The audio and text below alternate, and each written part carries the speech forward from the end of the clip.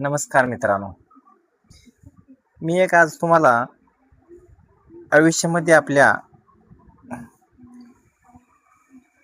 3 प्रकारचे लोक असतात. ते कसे ते तुम्हाला मी सांगणार आहे. एक उदाहरणासाठी तुम्ही टायटॅनिक हा पिक्चर बघितला असेल. त्याच्यामध्ये ज्यावेळी ती जहाज बर्फाला अपघात होऊन बुडू लागते, त्यावेळी जहाजावरती एक आकाशामध्ये प्रकाश सोडला जातो, कारण ते आसपासच्या जवळच्या जहाजांना दिसावं आणि त्यांना मदतीसाठी कोणीतरी यावं आणि जेवढे शक्य असतील तेवढे प्राण वाचतील ह्या दृष्टिकोनातून त्यांनी प्रकाश सोडलेला असतो. मग त्यांनी प्रकाश सोडल्यानंतर त्यांच्या आजूबाजूनी एक जहाज चाललेली असते प्रकार 1 मधली, आणि ती असती 9 किलोमीटरवरती. 9 किलोमीटर असती. त्यांनी जर त्यांना मदत करायची असते तर ते लगेच येऊन तिथं बरेच लोकांचे प्राण वाचवू शकले असते.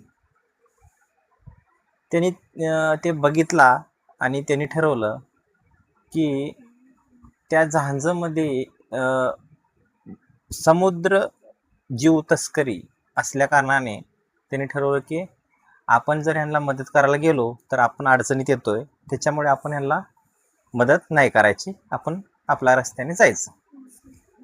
ते तिथून निघून गेले. जहाज नंबर 2 जी होती ती त्यांच्यापासून साधारणतः 18 किलोमीटरवरती होती. 18 किलोमीटर असल्या कारणाने त्यांनी जरी मदत करायची ठरवली असते तरी पण बऱ्याच लोकांचा जीव वाचला असता. त्यांनी असं ठरवलं की जर आपण आता गेलो, रात्रीची वेळ आहे आणि रस्त्यामध्ये बर्फ जास्त असल्यामुळं आपल्याला पण काहीतरी अपघात होऊ शकतो, म्हणून आपण ही रिस्क घ्यायला नको आणि आपण त्यांना जायचं असेल तर आपण सकाळी जाऊया मदत करायला. जहाज नंबर 2 पण त्यांनी पण मदत केली नाही. ते 18 किलोमीटर होते. आणि जहाज नंबर 3 होती, ते होती 68 किलोमीटर. त्यांनी ते प्रकाश बघितल्या कोणत्याही गोष्टीचा विचार न करता त्यांनी तिथून जहाज फिरवली आणि ती मदतीसाठी निघाली आणि ती मदतीसाठी तिथं पोहोचले सकाळी. त्यावेळी जहाज बुडून एक 4 तास झालेले होते, तरी पण त्यांनी 400 लोकांचा जीव वाचवला. तात्पर्य एवढंच की आयुष्यामध्ये आपल्या 3 प्रकारचे लोक असतात, जे त्यांना जवळ असले तरीही मदतीला येणार नाहीत, त्यांच्या सवडीनुसार येणार. दुसरी गोष्ट, आम्ही स्वतः अडचणीत येऊ या कारणाने मदत नाही करणार.